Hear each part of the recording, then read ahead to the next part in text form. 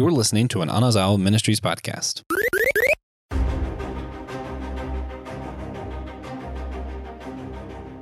Well, friends, because you demanded it, today's episode is going to be super zesty, super fun, and personally one of my favorite topics of discussion. And I'll just go out on a limb here that if the whole reason we've been doing systematic geekology led to this particular episode, then it's all been worth it.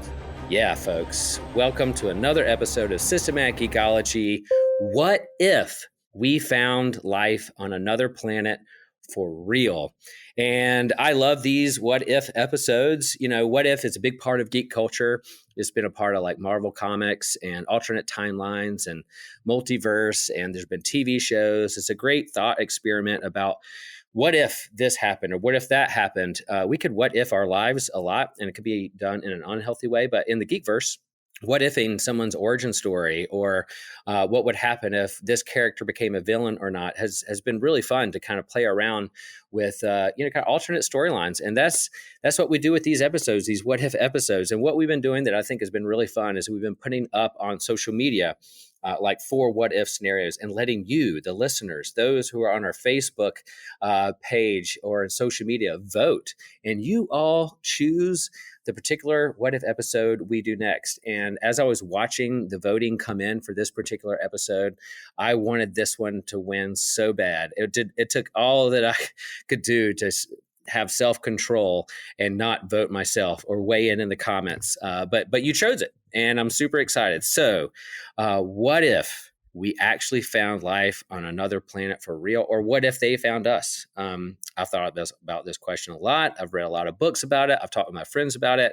My co-host here just had a conversation with his wife about it. So we are really excited about it. I am Will Rose, and what I've been geeking out on, it's no secret. I'm a big surfer. I've been surfing my whole life, lifelong surfer. I think about that and the what if aliens question like every day. So the new season of the World Surf League, the WSL, starts this weekend in Hawaii, and the North Shore and California has been getting slammed by huge swells, and the forecast is looking good for the kickoff of a new season of surf competitive season, pro surfers. And I've been following all these pro surfers on Instagram and seeing clips of waves that are coming into Hawaii and the North Shore, and it's looking fun, super good. And I'm geeking out hard on these pro surfers in the start of a new season. So that's what I'm geeking out on.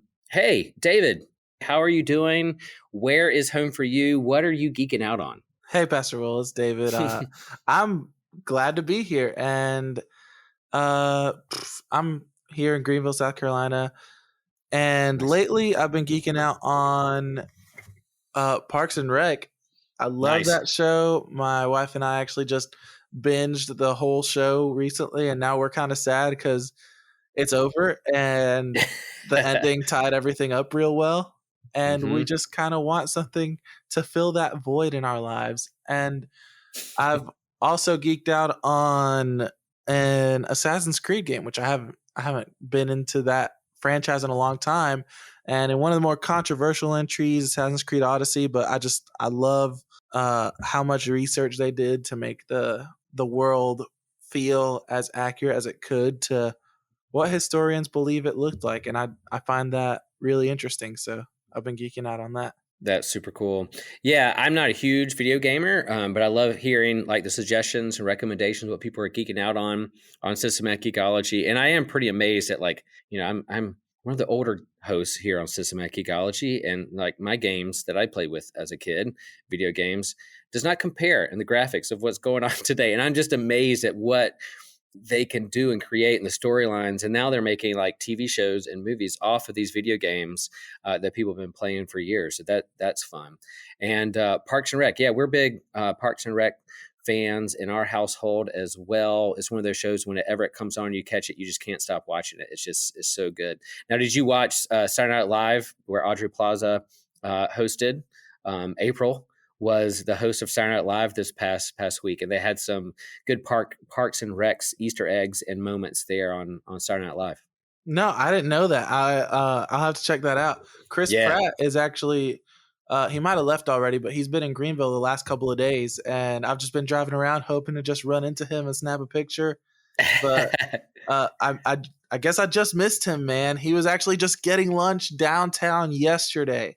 Nice. Star-Lord himself was there, and were they filming a movie there, or just he's hanging, chilling? No, one of my friends read a magazine saying that he's just visiting a friend. Nice. That's fun. Yeah, I would check out that Saturday Night Live. It was pretty good. There's some good sketches, and they have some good Parks and Rec moment in that. So if you're looking for a void to get some Parks and Rec stuff, Audra Plaza, she's pretty good in what she does, and she did it on Saturday Night Live. Cool. Yeah. Well, before we get into the episode, just a couple of plugs here at the beginning. I want to share with our listeners to hop on our Patreon page. If you're not a Patreon yet, hop in. It only is a few bucks a month to be a part of that. We really have some great extra content and great episodes that have dropped on there. One is that I did on Jack Kirby, the King of Comics, and kind of his history and life and his legendary status as a comic book creator and artist. That was a super fun episode. And then I'm really excited about Drinks with Tejas. And he sat down with friend of the show, Josh Patterson, who is the host of Rethinking Faith, a great podcast over there. If you're kind of more of the progressive, kind of on the spectrum of Christianity, more of the progressive style, but also kind of rethinking your faith and deconstructing or reconstructing a healthy faith. He does some good work over there. And he also happens to be a brewer at Full Tilt Brewery in Baltimore, and met him at Theology Beer Camp that we hosted at our church. And he brewed the beer for that event called Process Party, and he did a great job. So go over there. I can't wait to listen to that episode with him and Tejas and see what they talk about. That'll be super fun. So let's get into the episode. All right, David, we got to get warmed up. It's such a heavy topic. We got to get warmed up just a little bit. We can't just jump right into it. So in thinking about aliens, think about extraterrestrials. What is your favorite alien movie? Your favorite movie with aliens in it? Doesn't have to be the one that Ridley Scott did, but that could be your favorite one. That's fine. But do you have a favorite alien movie or franchise out there that you go to when you think about UFOs, aliens, outer space, life out there on other planets? I thought a lot about this, and it is a really hard question to answer because I don't want to give something cliche like, oh, obviously Star Wars episode, I don't know, like 5 or whatever. Mm-hmm. So I want to give a controversial opinion, and I'm going to say WALL-E. And you're probably thinking, wait, there's no aliens in that movie. Okay. But I'd like to give you this counter offer that every one of those people born on the axiom outside of Earth is an extraterrestrial. And Eve, nice. I mean, if you want to get into the topic of like, where does artificial intelligence become alive? I mean, Eve was made in space, and I think that movie brings a pretty clear argument for her and WALL-E being alive. So she was created in space, and if she's alive, is she an extraterrestrial? So yeah, I'll say WALL-E. I like it. That you found a loophole, and you're right, because like terrestrial means Earth, terra, Earth, terrestrial. If it's not on Earth and outside, yeah. So say we put a space station on Mars or on the moon or whatever, and people are born there. Are they extraterrestrial because they were not born on Earth? Good. I like the way you're thinking there, and I'll take that. Like for me, like the first movie I remember really even seeing in the theater was Star Wars, and that cantina scene of all those aliens. Some of them look like devils, some of them looking like little walruses, some of them, are weird shapes and noises and sounds, and man, that just blew me away as a kid. So I'll always say that Star Wars is my favorite kind of outer space kind of alien movie, but a recent one that really kind of talk about deep and made you think was the movie Arrival. Have you seen that one, David? Oh yeah. Oh, that one's freaky. So freaky, and it really kind of stretches what you're thinking of to how we would communicate, how would we react. It kind of leads into like, what if we really did discover aliens out there, they discovered us, what would a communication be?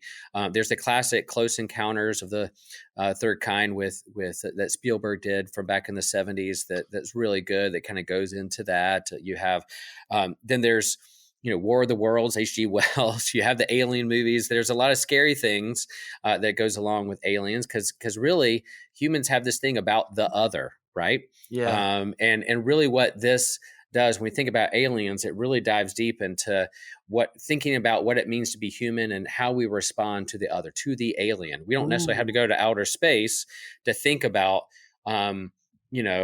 aliens who are foreigners, people who aren't like us. We have a long kind of history and track record that how humans have responded to those who are different from us. So aliens, think about aliens as kind of science fiction, speculative fiction to think through how would we respond. And hopefully these movies kind of help us cope, help us like think through these big questions before it even happens. So yeah, David, what do you think? So that makes me want to, since TJ's not here yet, can I actually give a second, like a runner up? Oh, 100%. Because you talking about these movies making us think of how we would communicate. A Quiet Place. A Quiet Place. That movie has to do with like all those creatures are aliens and they're hungry, they're ravenous creatures, and you have to be completely quiet or they can hear you from miles away. That has to be one of my all-time favorite movies. I love it. It's just a great suspenseful flick. I mean, the entire time, oh my gosh, it was, you could hear a pin drop in the movie theater when I watched it. It was awesome. I've never gotten so immersed in a movie like that, especially when you consider like none of the protagonists had names or anything, and the entire movie was told. It just told like a close family story about like what a parent would give for their child and all that. But besides that, how would we communicate with creatures? Do we even know if they can speak or if they can hear or all these other things? It's just that's runner-up movie for sure. A Quiet Place. Now, what did you think of the second one? Did you see the second one? I did see the second one, and I felt it was a great middle chapter that needs a conclusion. The movie was fantastic, but I think it was made to be supplemented by a third entry. I think it was a great movie on its own, but I think it's an incomplete movie. Oh, yeah. The first one was great, and then it did so well. You're like, oh, we got to make a second one, and I think they are going to make a third one. It lends itself to that, and it made a lot of dough, so it will. But I love they just kind of drop us in the middle of the story in that first movie, and you're like, well, how do they get here? How did this happen? It kind of dropped you in the middle of it, and then the second movie shares and shows how the aliens got here, and that opening scene of like the meteors coming in, the ships coming in, and them just kind of unleashing was just so freaking incredible. I love that. I love origin stories like that too. Like I like zombie genre and zombie movies. I really like the beginning when people are starting to wake up and realize what's really going on. Yeah. Like it's like the thick at Walking Dead really lost its steam for me because we get in the thick of it. You can only do so much with zombies in that genre. But that initial reaction of how people react and what they cling to and what they care for. And I think there is a close. They're kissing cousins. Apocalyptic literature or movies, along with sci-fi and aliens, they go hand in hand because it really does hold up a mirror to ask, what does it mean to be human? How do I respond to the other? And I do think Star Trek, Star Wars, these alien movies help us think through what's the worst case scenario, what are the ideas and the values that we have to bring to the table that we would hope they would as well. And then there's been like C.S. Lewis with his space trilogy, and then Madeleine L'Engle with A Wrinkle of Time have kind of have thought through this from a faith perspective too, theologically and philosophically, what that comes into play, because we are spiritual creatures and we ask those big questions. We can't detach or divorce that question for the big questions. What if we did communicate or discover aliens on other planets? There's a human story, but man, there's a religious one, there's a faith story, there's a philosophical and theological dimension to how we will respond to that as well. Hopefully in a healthy way, and there's definitely unhealthy ways as well. So good. That's good warm up. These movies help do that, and then we'll continue to do that. Okay, the big question, David, what if we discovered aliens on another planet or they discovered us? How do you think the world would react? Well, historically speaking, humans have always had a great reputation of dealing with the unknown. I mean, when when the US was colonized, it was a completely peaceful endeavor. I mean, That's uh, right. That's it's right. Why yeah, wouldn't we do that again? We do yeah, the same thing. exactly. Every single time. I mean, 100% track record of being the most peaceful and calm species that God has ever made. Yeah, we make a tool and we use it for building things, not killing other people. Yeah, exactly. When we build tools, we don't use it to hurt others. We want No. to help build someone a house or a roof. Yeah, At the exactly. beginning of you saying that, you were like, I didn't read the sarcasm, and I was like, is he being serious? We have a good track record. I was like, here we go. But then the sarcasm sunk in. I'm like, oh yeah, I see what you're going. I see what you're doing there. Oh, yeah. Yeah. I think, how the world react. And then I like to think about like, how would a religion react as well? And if we did encounter aliens, who speaks for Earth? Yeah, seriously. Like who do we go to? And there's so much diversity and there's so much polarization now.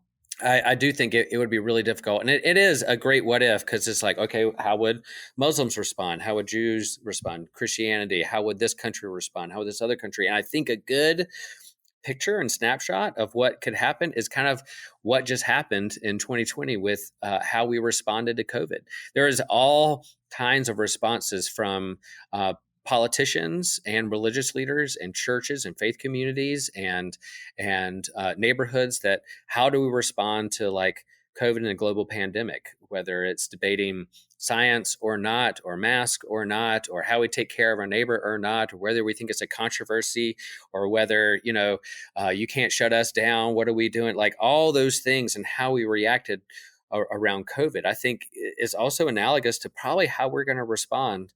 I don't think not if, but when we have that particular time when we discover there is life on other planets. Yeah, I mean, oh gosh, this is such a loaded question because I mean, we're over here talking about like how we present ourselves to the aliens, for example. I mean, that could be like, I mean, you've seen in TV shows and stuff, and even historically, whenever there's been time capsules, people argue about, well, what should be in there, or even in the past, NASA sent out rockets and signals with just pictures of just random human events, like humans building a factory or naked people, and it's like, well, if aliens see this, what are they gonna think of it? It's gonna look like probably a pile of rocks to them or whatever. And then there's the whole other question of like, if aliens were to like visit us, then we don't know what they're bringing with them. We don't know what kind of radiation they're bringing with them, or like when Europeans came and colonized the United States, one thing that we don't really learn a whole lot about in history is the plagues that they brought on to the Native Americans, and just how terrible they were, where they wiped out hundreds of people, thousands of people. I mean, they almost took out entire tribes of Native Americans just from like hay fever, or things that Europeans had already built an immunity to. What would these extraterrestrials bring to us that our bodies or our plants or our animals or just our Earth wouldn't be ready to deal with? Yeah, you're right. Oh man, another one of my favorite kind of sci-fi and kind of prophetic apocalyptic authors, Octavia Butler, an African-American sci-fi writer. She wrote Parable, The Sower. She also had a sci-fi series. I forgot the name of the book, but I read it. It's a short story about this alien, but it's almost like Venom from like the Spider-Man universe in terms of this bacteria or this microbe that kind of takes over and gets into a system and then takes over and it's sentient. So that person's not thinking for themselves. So you want to think about those kind of things. Yeah. What would a bacteria or a virus or just what would hay fever be like, or allergies from another planet that's brought here? That we got to think through those things. Yeah, we really do. And we'll ask a little bit about, remind me a little bit later on, remind me to talk about, it's not just thinking about life, but intelligent life. How do we communicate with those things? Movies have done that before. But I think there's a difference if we discover there's intelligent life who try to communicate with us, we try to communicate back. There's another one, if we like find a planet that has like an atmosphere and plants and microbes and like really kind of low biology life there, kind of on the ground, versus like someone, a creature that's conscious that can communicate and do math equations with us, or swap secrets on inner space travel kind of thing. That would be kind of a difference. So there's kind of these levels of discovery and how would we react. And so we have clues in our history, like how Europeans colonized. It's one thing to cross an ocean, but we could just cross space. I like to think space is just another ocean to cross to another planet. And what would we do if we found other life there? Will we act the same way that the colonists did the Native Americans? And then how we reacted to global pandemic, and how we can pull together as one world, one human species, and work together. And then there's another thing that Dave and I were talking about before we got on, is that actually the Pentagon in a few years back released footage of like UAPs, and they were careful to not name them UFOs because that has a stigma and a lot of baggage with it. So they renamed them UAPs, unidentified aerial phenomena, rather than UFOs. And so they named them UAPs to say like, hey, we're seeing some weird stuff here, and we can't explain it, and we don't know if they're extraterrestrial or if they're from here. All the Pentagon was saying is like, this creates a national security problem if it is another country or if it's from another planet. We have to kind of think through this, and they decided to release this to the public, or somebody broke the story. And it's one of those things where I was surprised that no one batted an eye. I mean, some people did. My circle did. My family did. We love outer space. We love the stars. We love thinking about physics and quantum physics and all that kind of stuff. And so, of course, we're thinking about aliens and spaceships and all that all the time. So when that news broke, we were like, this is a big deal. And the world just kind of kept going. We were a little worn out from a global pandemic, but I was surprised it did not create as much like hysteria as I thought it would. David, what are your thoughts on that? Do you remember first hearing that or seeing that footage on online? Yeah, I mean, I remember seeing it on like Snapchat and TikTok and stuff, and really the only thing I heard about it was just how crazy it was that nobody cared. Right. And I mean, that's just, I remember I saw it, I thought, man, this is crazy.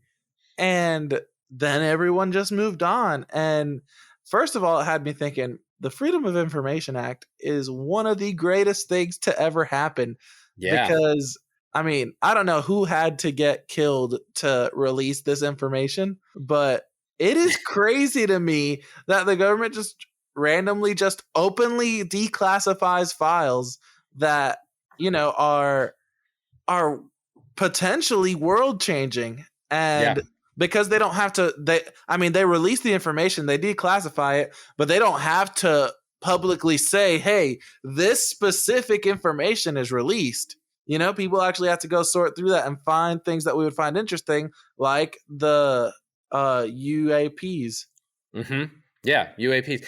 And it's one of those things that was a little weird that they chose that particular time to release it. We're in the middle of a global pandemic. And I'm kind of like, are they trying to like divert our attention from what's really going on with a kind of a global pandemic and politics itself? You can get the conspiracy theories out, and they've been out for a long time, thoughts of UFOs and what the government knows or doesn't know, and Area 51 and all that stuff. But it was somewhat weird to me that we didn't make a bigger deal about it. And I that gives me a little bit of hope that like humans either are like, hey, we got a lot going on, we're stressed out, we're going to be okay, we'll let the government handle it, or maybe we need to be more worried that we didn't make a bigger deal about it. So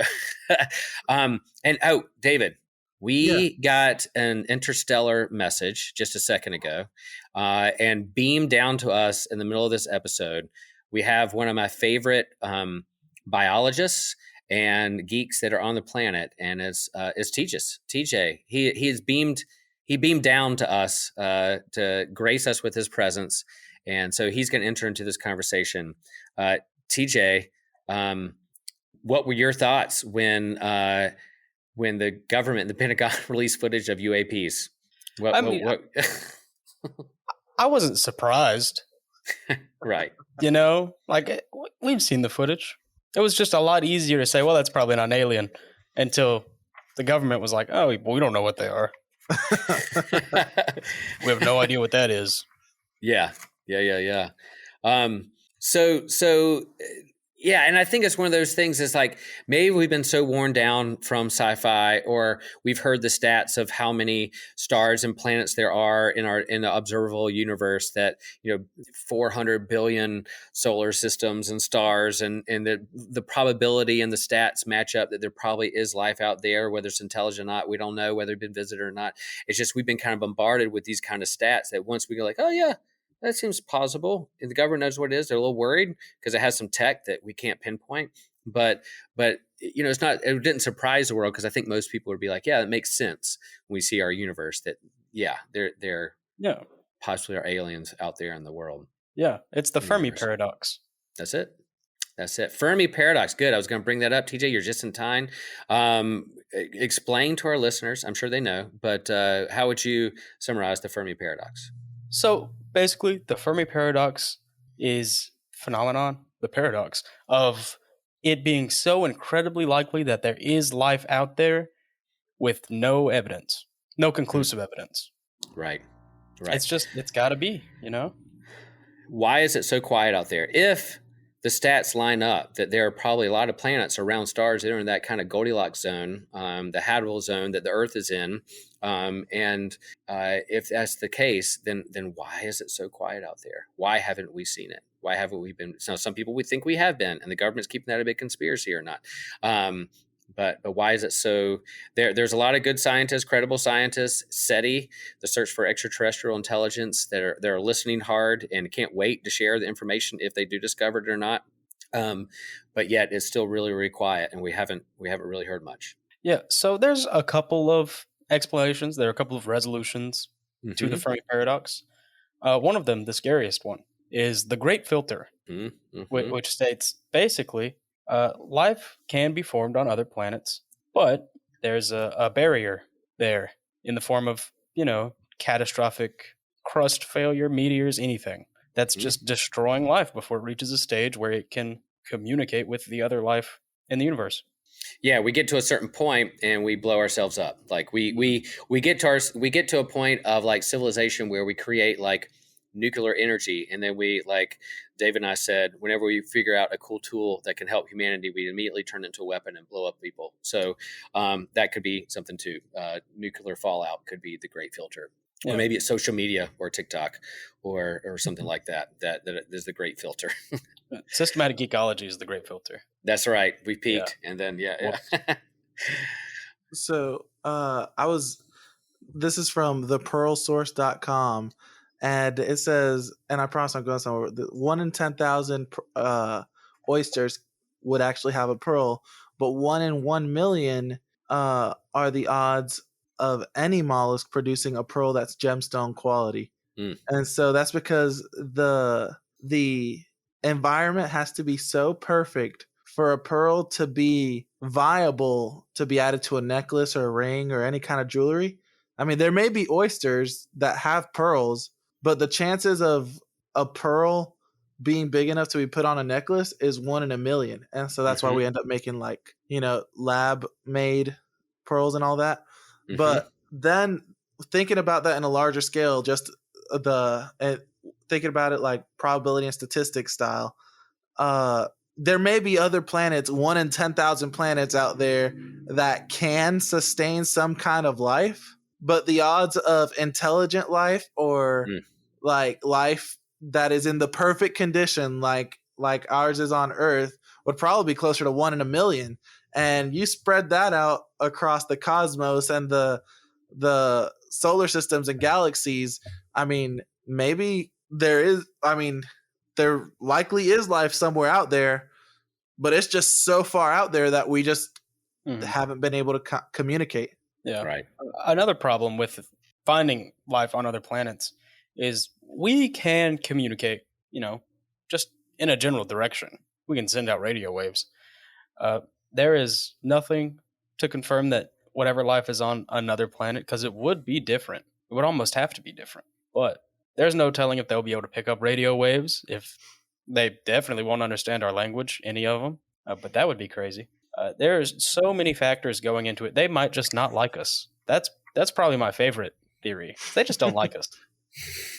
I really, I like the idea, whether it's Star Trek Prime Directive kind of thing, that perhaps we're not ready yet. We need to get our crap together first before they really kind of sell there. We're being watched and observed, and maybe we brought into the Intergalactic Council at some point when we get to a point where we can learn not to blow up each other and kill each other or colonize each other, those kind of thing. We get our racism in check, that kind of thing, that like, and maybe there is this kind of intergalactic sanctions that's been put on us, and that's why it's so quiet, that we haven't had like clear communication from others. And maybe this little thing the Pentagon has picked up are kind of rebel ships that are breaking the intergalactic sanctions or not. I don't know. I kind of like to think that could also be these kind of weird things, could be us from the future, or it could be like some kind of quantum computing that someone's discovered from maybe a different dimension or different time zone or different whatever level that's kind of breaking into our reality. That could be something rather than just straight out aliens. There's also reality that we create things like satellites and Mars rover and the James Webb Telescope and drones and AI. We send them out to space. Most likely we're going to encounter not necessarily like biological intelligent life from another planet. We're going to probably interact with its tech first. And that would be something to kind of what kind of robot or AI or whatever is sent this way to communicate before they ever get here. Because like Dave and I were talking about, like, we don't know what the biological situation is in terms of viruses or bacteria that we can pass on. So why not send something that's a little bit cleaner that can communicate first? And there's a book I'm going to talk about a little bit more here, but a big recommendation that helped me think through this is a book by Paul Davies called The Eerie Silence. He's an astrophysicist and a cosmologist. He was the head of SETI, and he was the head of SETI's post-detection task force. So there's a task force within SETI, the Search for Extraterrestrial Intelligence, that has a group of people, has a politician, a historian, it has a priest, it has a person of faith, it has like all well-rounded different kind of people from around the world that when we do detect life from another planet are brought together as a task force to think through what the next steps are. And they've already been thinking about this. So this post-detection task force. And so he was the head of that, and he wrote a book called The Eerie Silence. And basically asked the question, why is it so quiet? And he's come on that maybe intelligent life is super rare. If not, we're the only intelligent life in the universe. That there may be life, there may be biology, there may be astrobiology out there, but in terms of like getting to a point where we have brains big enough to have intelligent conversations and reflect on our own demise or death is pretty rare. And so and he's not even a person of faith, but he brings in religion there a little bit too, and asks some big questions. One of the things that like he talks about, even though he's not a person of faith, he's like, if I talk to or able to communicate with an intelligent extraterrestrial, I want to know two things. One, do they have a religion? And two, do they have music or art? And what does that look like for them? So that's his big curiosity. And he kind of walks through the different scenarios of Fermi's paradox and perhaps why we haven't heard, and maybe encountering different kind of alien tech first before we do anything. So it's an incredible book that helped me kind of think through the scenarios on kind of a scientific level and what that means. And part of his, when he talks about religious implications, he tends to think that it's going to disprove God or kind of discredit Christianity, since Christianity focuses on God becoming incarnate, a human being. That part, the huge part of Christianity, kind of the foundation, a fundamental, is that God becomes flesh, becomes human being, and so that kind of puts special priority on humans. And so, guys, in terms of you thinking through this, what do you think the religious theological implications would be in terms of belief in God, or even Christianity, this idea of incarnation? I think a lot of people would get real space racist. All right, please expand. I think a lot of people get space racist. That's a new quote from TJ that may make it on a mug or something. I think people could get really space racist. Go ahead. Expand that, please. People already talking to other people that just look different tend to discriminate. Mm-hmm. I cannot imagine the group of people that would form if there were other sentient life that we interacted with that were anti them. Speciest, I guess, would be a better word for it. But yeah, space racist is catchier. I like that. Yeah. Yeah. Especially because they're not in the Bible. So that would be a pretty interesting sect of Christianity that I'm almost certain would form, unfortunately. Yeah. David, how about you? That is a loaded question. This whole thing is a loaded question. But should God have should God have chosen to create life on another planet? That's his prerogative. I mean, he's God. He doesn't owe us an explanation or anything. And when looking at it through the lens of Scripture, I think of Job. When Job was questioning God, or when Job finally broke down and started questioning God, starting chapter 40, God just showed him all these massive, incredible creatures that Job had never seen himself before. Right. And God is saying, dude, that's such a good pull. Yeah, keep going. Yeah. I love that. God said, I created this, and I'm the only one who can control it. I'm the only one who can tell it what to do, but I don't owe you an explanation for that. And so, let's say God did create life on another planet. Why would he tell us? Why would he need to tell us? I mean, God right now is so focused on reconciling his creation to him. I mean, I think if he did create life on another planet, that information would have been revealed to us long ago had Adam and Eve not fallen, because God's focus wouldn't be on reconciling his creation to him. I mean, we're at a point as humans where Jesus had to say, well, don't worry about tomorrow, for it'll have enough worries of its own, where God is literally God's like, whoa, hold on. You can't even plan tomorrow. I'm trying to get you to focus on just you and me today, where I'm sure there's so many things that God wants to show us about this incredible, infinite universe that he created. But there came a point where we kind of almost ruined it for ourselves by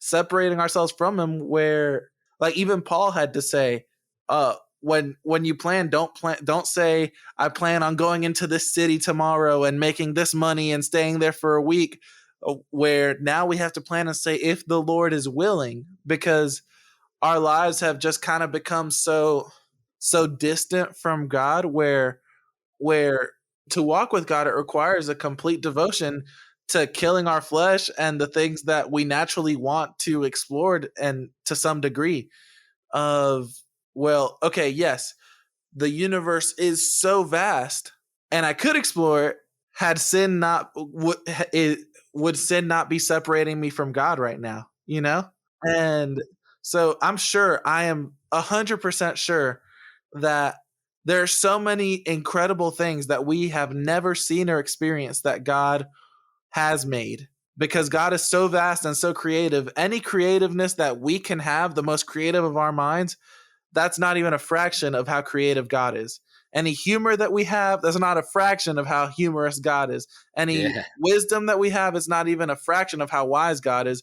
So if we can imagine it, God already probably made it way better and perfected, way better than anything that we could imagine. But because of Adam and Eve and because of the fall, we're just on this journey of trying to reconcile with God that is so all-consuming that we don't get to explore all of God's creation the way he originally intended us to. I like that. Yeah, I like your pull from Job and that chapter where, Job is rightfully so very inward focused because of what he's been through. But when he eventually gets an answer from God, God points beyond Job's self and points to the diversity within creation itself as a way to say, look at how vast and diverse creation is. And that could go beyond the stars onto other planets as well. And I think C.S. Lewis plays with that idea of a fallen planet and what it would be like to go to another planet that hasn't had that fall or kind of break in relationship or disharmony with God, and A Wrinkle in Time plays with that a little bit too, and kind of its theology and science fiction. And I do also like, John 3:16, the most well-known Bible verse in all of Scripture, for God so loved the world. But the Greek word world used for world is cosmos. And it's a Greek word. It's the same word we get the word cosmos from. And it doesn't mean just world, but it means like all of creation. It means all of created existence. And so if you look at it like that, for God so loved the cosmos, all of the cosmos, there's this kind of entanglement with all of life, with all of creation. So when I think of like Christianity being kind of undermined with the discovery of planets because of the incarnation, God becoming human in Jesus, there's still, that's at the surface. There's importance with humans, but there's also the solidarity with all of creation, with all the whole entire cosmos, with all creatures. Whether they're single-celled bacteria or my dog or a giraffe or a life on another planet, whether it's a sentient jellyfish hanging out beneath the ocean in a galaxy far, far away. So I think all those things come into play that for me, the discovery of aliens is, I think, or life on another planet is inevitable, but also it expands my understanding and view of God rather than limit it and turn inward. I think the movie Contact was a little bit dated now. That plays around with some fundamentalist Christianity that's kind of characterized as like those carrying crosses would be the ones who would protest and blow up things and be terrorists. And well, we've seen that happen in our own country on January 6th up on the Capitol Hill. So I think there'll be all kinds of reactions, a diverse of reactions, but I'm hoping that there'd be a contingency that it would like expand our view of the universe and our understanding of God rather than limit it and put barriers on it. Yeah, I mean, I believe that a healthy Christianity would be solidified by this discovery in the same way that Job's faith, Job never got an answer to his questions that he was asking God. Right. He never got an answer, but he was satisfied with what he got because he saw that the vastness of God was so much more than his understanding. And so I think a healthy Christianity, a healthy relationship with God would only be strengthened by something like this. But sadly, most Christianity is not healthy. Most Christians around the world are not healthy. And so I believe we would see a lot of egos clash. We'd see a lot of big name pastors and leaders in the religious world, not just in Christianity, but just all over world religions, would be scrambling to kind of say, well, we knew it all along, or, or there would be avid deniers, avid naysayers of like, oh, no, it's obviously fake, and that would, Right. And as it became more real, as it became more proved, they would either have to retract those statements or double down, turning even more people away from the faith, sadly. And so I believe an unhealthy Christianity would have a much louder voice than a healthy Christianity would. It's true. That's the long version of what I was saying earlier. The well thought out version. Well thought out space race. Well, there's another book that kind of helped me think through this, and I can't recommend this book enough. And it's called "Would You Baptize an Extraterrestrial" by Father, I always mispronounce his name, Father Guy Consolmagna and Paul Muller. And it's the official title of this book. Would you baptize an extraterrestrial? And other questions from the astronomer's inbox at the Vatican Observatory. So there's 6 big questions this book wrestles with in the realm of faith and science. And the last one is the title chapter, Would You Baptize an Extraterrestrial? And this Catholic priest who's also an astronomer, who's a physicist, gets asked in a press conference, one, has the Pope ever suppressed your scientific discovery? And he's like, no, he's never done that. And then he's like, well, would you ever baptize an extraterrestrial? And spoiler, how he answers this is perfect. It's like, only if she asked to be. And the whole chapter goes into kind of speculating whether aliens exist or not. But they also go into this idea of the other, of the alien, that we have a history, as Dave and I talked about, we have a history of encountering the other and not having a good track record of how we treat the other person. But also kind of baptismal theology of conversation, of initiation, of wanting to be a part of a community, and what baptism really is, and what it does in terms of like the life of faith and discipleship. And the book does such a freaking good job of kind of thinking through those dynamics, and it lifts up for me. Like, there's been a lot of smart people for 100 years, over 100 years, who have really thought through this question. We're not the first ones to ask it. There's been a lot of smart people that have think through this, and that when the time comes, or if the time comes where we make contact, they have some things they want to say, or have laid the groundwork of a good foundation of a healthy way of how we communicate or interact with other beings. Now, there's others. You have the kind of the faith, or kind of the science fiction like nightmare of like being invaded and them having weapons and smarter and more tech that could just wipe us away, or we get turned into like a zoo. I'm a zoo creature, or hopefully they've progressed enough, or they're in communion with a creator that instill in this universal idea of love, that they come and have that as a part of their understanding of the universe. I'm curious. It would be curious if we end up interacting with aliens or extraterrestrials, and they have some kind of religion, or they have some understanding of a creator, or maybe they have an understanding of a God who sacrificed themselves for the universe as well, to point to like solidarity over death and pain and suffering. Who knows? They might have some similar. There's some similarities within our own religions.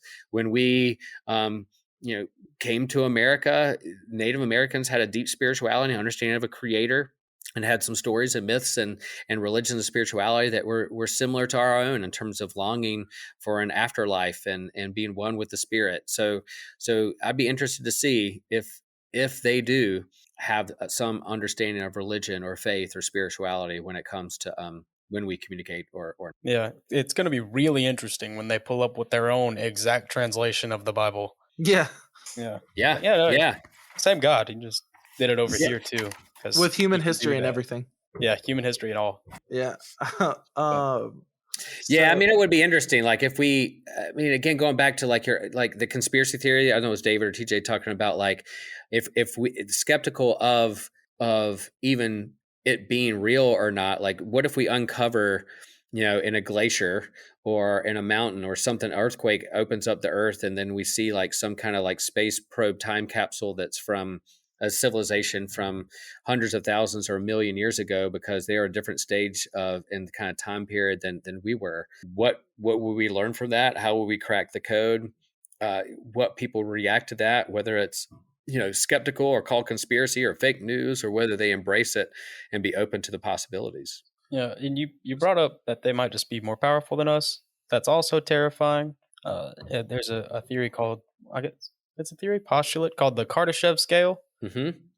If another sentient life is able to come to us, it means it's fairly likely that they would be on at least the second tier of the Kardashev scale, which is only 3 tiers. It's about how much energy a civilization can use. We're a tier 1 civilization. We can use and store all of the energy on our planet. But the scale is exponential. So a tier 2 civilization can use and store all of the energy in their star, which is a lot more energy than Earth, which also has a bunch of other implications about what they're able to do and what we are not able to do. Yes. So that would be a little scary.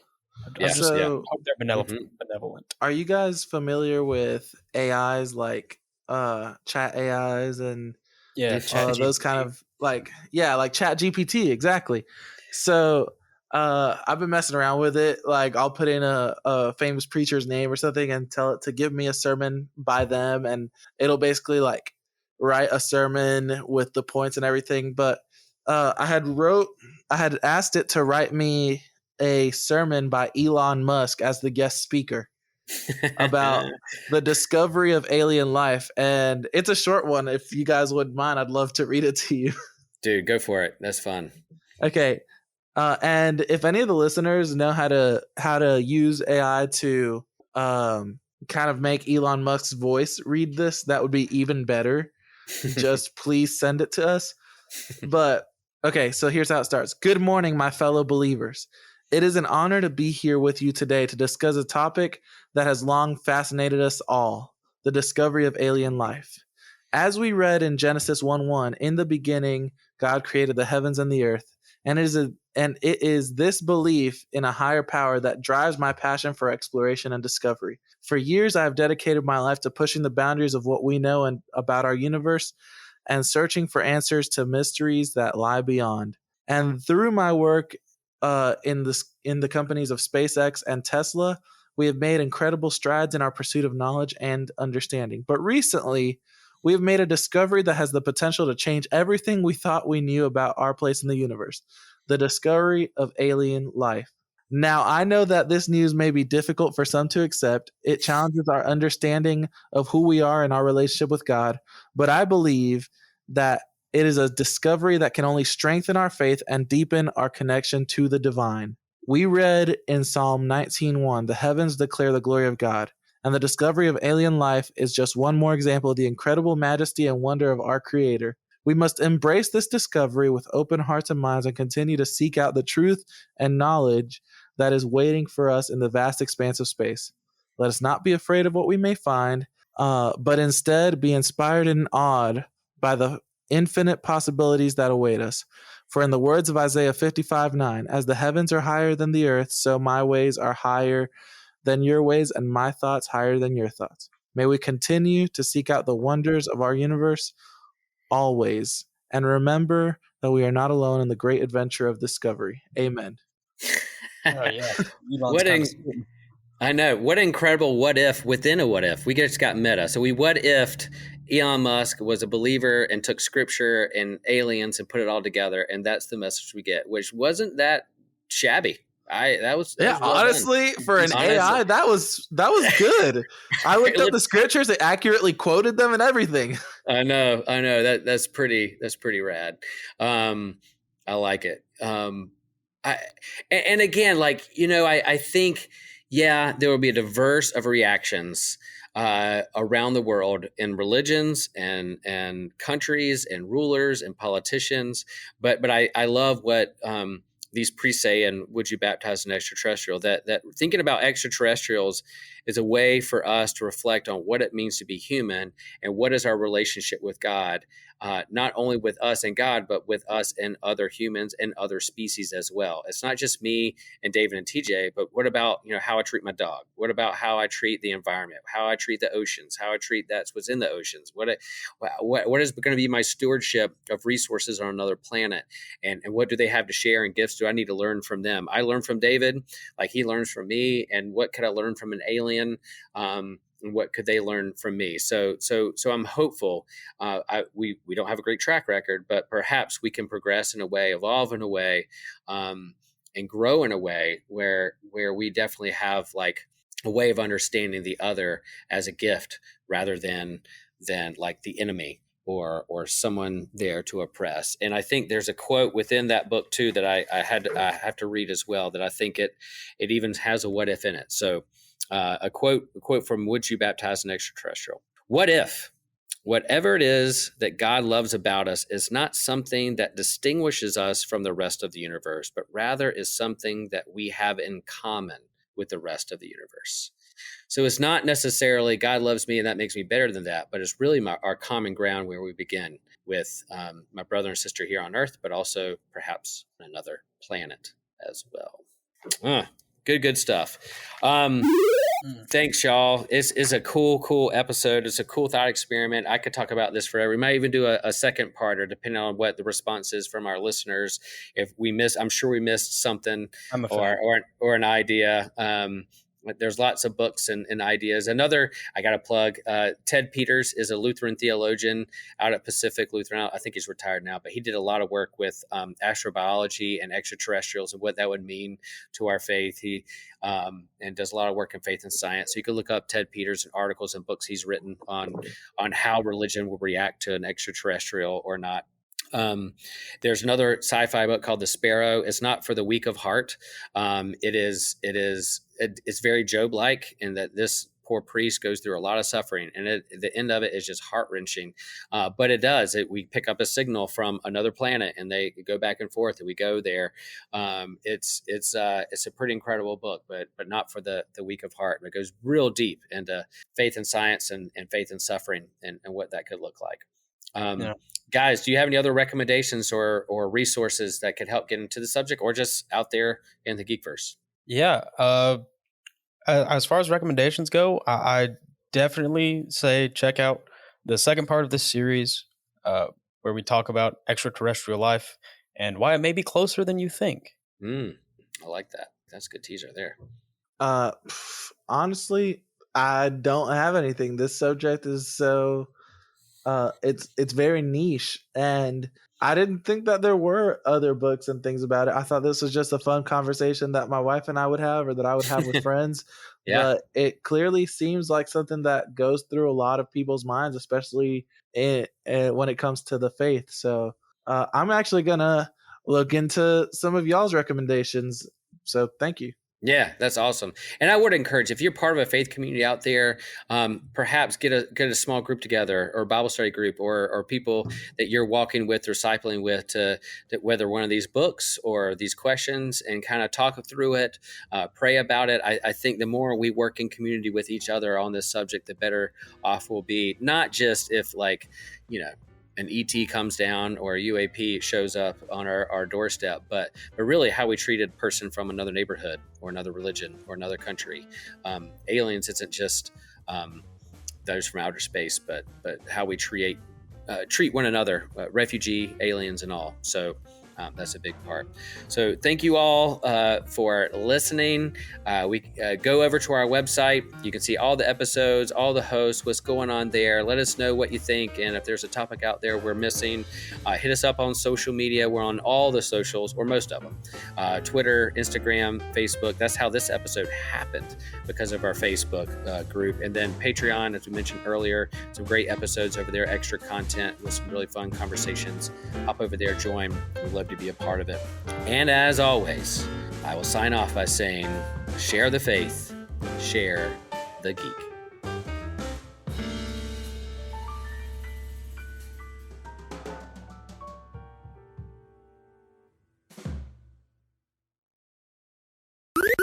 This was an Anazao Ministries podcast. If you enjoyed this show and would like to learn more about our network, be sure to check out the Anazao Ministries Podcast Network.